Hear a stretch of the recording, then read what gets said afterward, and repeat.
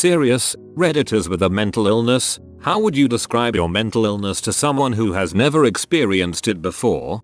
Depression. It's not like I want to die, but I much prefer to have never existed.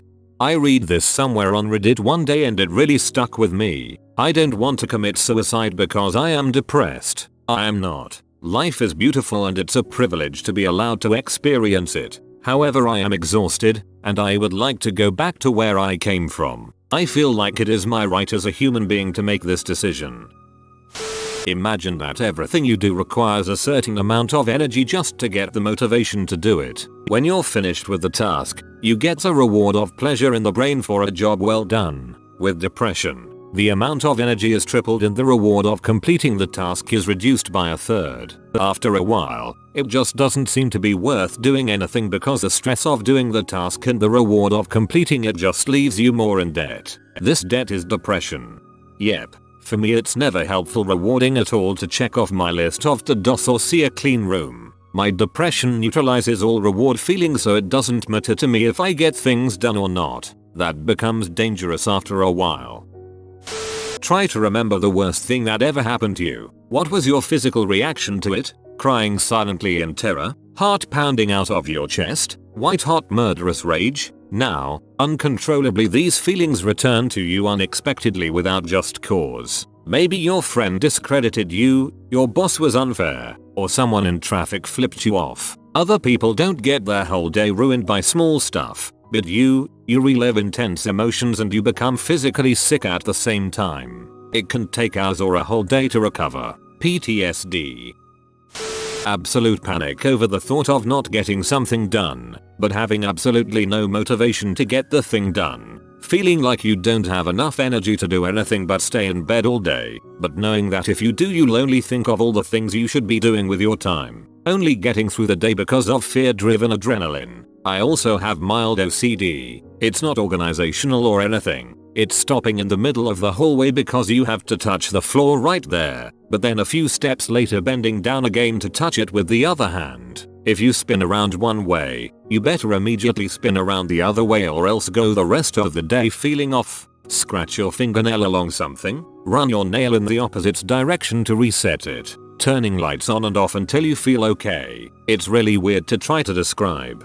The reset part of OCD is constant for me. I've never been able to find a word for it, but reset is a really good one.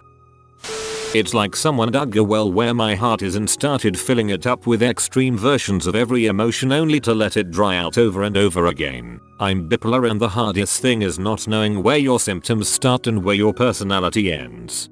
I love that last sentence there. So well put. The butterflies in your stomach feeling, not the good kind, is your normal.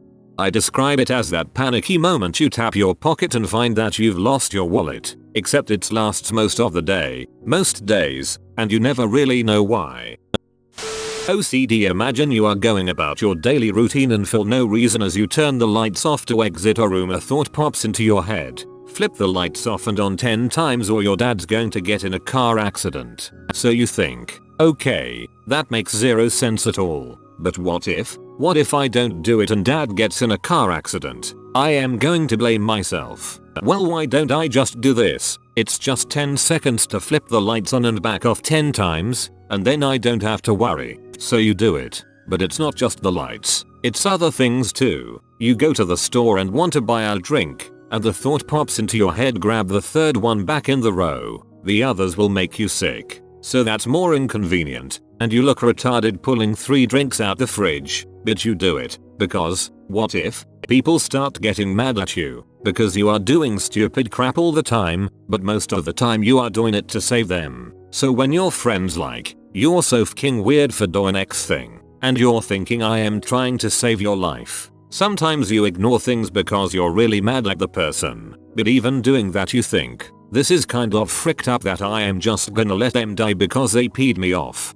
But you still know how ridiculous it is to think they would die because you didn't end on a winning game of solitaire. Now these thoughts come up pretty often, and you are getting sick of it, so you start ignoring some. Mostly ones that have to do with yourself getting sick or harmed, because you feel that's the least risky. You go to make dinner. Thought pops into your head as you're pulling it out of the oven. Cook it 17 more minutes or you'll get sick. You say no, frick that. I am done. It's done. You pull it out and you start eating it. You think, this tastes a little weird, because now you are concentrating on that. In the back of your mind you can't stop thinking about how it tastes weird and your stomach feels a little off. So you stop eating it and throw it out. Now you're pretty convinced that you should just follow these stupid little thoughts, because they are easy, and you did feel like you were getting sick when you ignored one.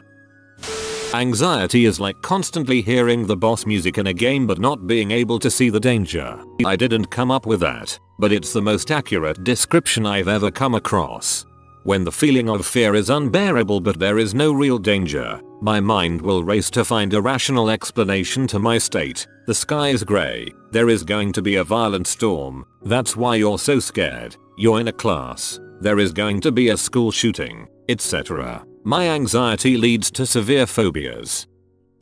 Imagine being scared all of the time. Imagine not even knowing why you are scared most of the time. You just are. Then find out that this isn't normal and that not everybody feels this way. Imagine that when you tell people about it, a good half of them tell you to just stop being scared. Thanks, didn't think of that. ADHD. You're reading an article about bears and it's very interesting. It has all your attention until you read the word park ranger and then you start thinking of Yogi the bear and the adventures they had stealing picnics, and then you think I haven't gone to a picnic in a while, even though my ex and I kept saying we would go every weekend, and I wonder why picnic blankets are red and white. Wouldn't that just disguise the ants? Isn't it funny how ants walk in a straight line? I wonder if they know they're doing it. Kind of like that movie Ant or A Bug's Life. Which one was the one with the military style? I haven't been to the movies in a while. I wonder what's out. Let me check the phone. Oh, I have a Facebook notification. Yep, studying without a Adderall as a mother. Depression. Nothing really matters. Why do that? Why do this? Why not just lay in the bed from Friday evening until Monday morning again? It's warm and comfortable and there aren't any problems or issues there. I need to this or that, but that can wait another week or two. I need to cut the grass, wash the car, buy groceries etc, but it can all wait. Phone's ringing. Someone's knocking on the door. Just got a text. Frick all of that. Just gonna lay here under the covers and ignore all of it. Go to work just to keep from being homeless. Laugh with co-workers and put on a smile to hide the truth. Work's over. Back home and into bed. Yep, that's my life right there. Depression. When you're looking at something, ever get that feeling that something is off but you can't quite put your finger on it? Now imagine waking up and feeling like everything is wrong, but not really having much of a reason for it. And now, on top of it, imagine that every single little bad thought you've had about yourself is true. You're useless. You'll never amount to anything. You're stupid. All your friends hate you. You're going to die alone because you don't deserve to be loved. The only person saying those things is your own brain, and you can try your hardest to tell yourself it's not true, but you believe all of it because those thoughts are overwhelming and they never stop. Some days are hard. You won't want to get out of bed even though it's a perfectly normal day and there's nothing that you've been dreading. Some days are okay, but you know it's not going to last. So end up spending every single minute wondering when the other shoe will drop, so you don't even get to enjoy it. I can relate very much so to this. The worst part about it is how self-aware you are and if still continues to go on. Imagine that your balls itch all the time, and if you scratch them, it gets better for a while, maybe even a long while, but then when they start to itch again, it's even worse. OCD is kinda like that. My anxiety is this bee who keeps telling me I'm dying, that everything is going wrong, that people are judging me and laughing at me, that my friends don't like me, that the food I'm about to eat isn't safe, that I should kill myself so people don't have to deal with me, that my thoughts are irrational, that I'm a burden. Some days the killing myself sounds like a good idea and that scares me. There's nothing wrong, but there might be something wrong. Yeah, there's something wrong, but there really isn't. Anxiety is a mind frick.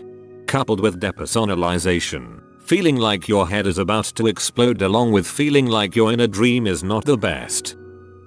It's like you're wearing a backpack filled with invisible bricks and you don't know why it is so hard to get up and do the tasks others seem to manage easily. Then only after you begin taking antidepressants that work well do you realize everything was difficult because you were carrying around a freaking backpack full of bricks. Once the antidepressant starts working, you become aware of that weight and you take off the frickin' backpack. Massive change in self-esteem and perspective ensues.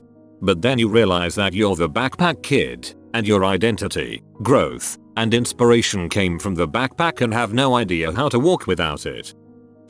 ADHD. You need to do 1000 urgent and important things like pay bills or take your car to the shop or do laundry since you didn't do them earlier because you were fighting another 1000 urgent things like making food because it's 10 PM and you still haven't eaten or doing some work that you have to turn in tomorrow and didn't do earlier because you were doing another 1000 extremely important things like washing the shower curtain or putting shoe polish on 10 pairs of shoes you never wear or writing to your grandmother because you haven't called in 2 months because you were busy freaking out about all of the things you need to do but haven't done, but also there's a constant tapping noise coming from somewhere and you can't get anything done because it's driving you crazy and you can't start working until the noise stops. Oh, and you didn't actually get any of those things done. You started to do them but then memorized 132 different species of insects and learned how to perform root canals by watching YouTube videos.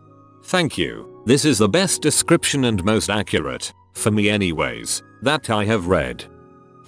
I got bees in my brain sometimes. ADHD problems. A highway of bees, all blasting different music from their cars, and trying to listen to all of it, in the middle of an exam.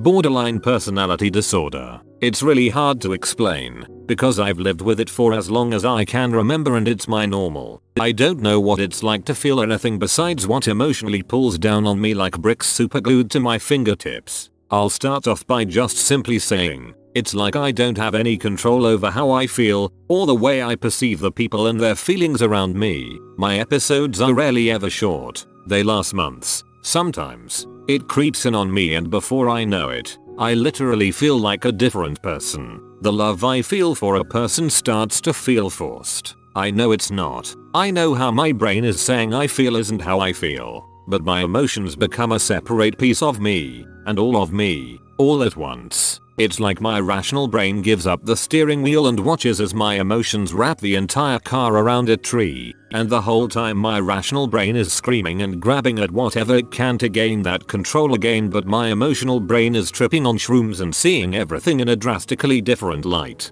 Sometimes I'll look in the mirror and part of my brain says you're beautiful while the dominant part says you shouldn't be admitting that. Any shred of confidence I have is also a shred of confidence that my thoughts don't want to acknowledge, and I have no control over that. Fighting it drives me up a wall with anxiety. I break myself down even harder. It's like being my own abusive spouse. There are times when my mind likes to isolate me. I start picking up on body language and then I dissect it, often interpreting things, like my son not being as cuddly, as him losing interest. The problem is that it feels like a rational thought. In an episode, I genuinely feel like I'm perceiving things as they are. I can't distinguish what I'm seeing from the reality, because in my mind there's nothing to distinguish. But at the same time I know it's BS. I just emotionally can't separate myself from the thoughts. Things make me angry, but I'm not actually angry. It's like my brain is saying, oh, this thing sucks, or I'm mad but I feel meh.